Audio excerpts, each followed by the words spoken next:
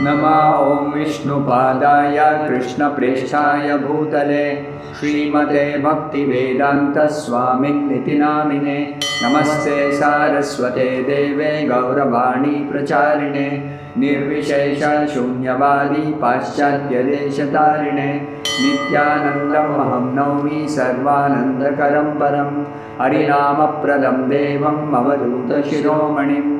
नमो महावदान्याय कृष्णप्रेमप्रदायते कृष्णाय कृष्णचैतन्य नाम्ने गौरद्विषे नमः।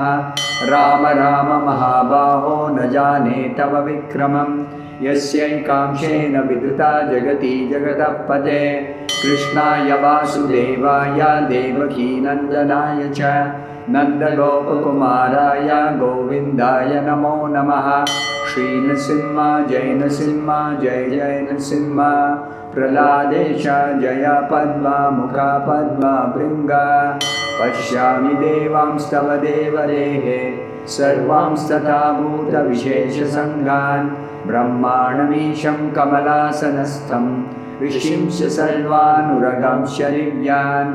तुलसीदलमात्रेण जलस्य चुलकेन वा विक्रीणीते स्वमात्मानं भक्तेभ्यो भक्तवत्सलः। समाश्रिता ये पदपल्लवप्लवं महत्पदं पुण्ययशो मुरारेः।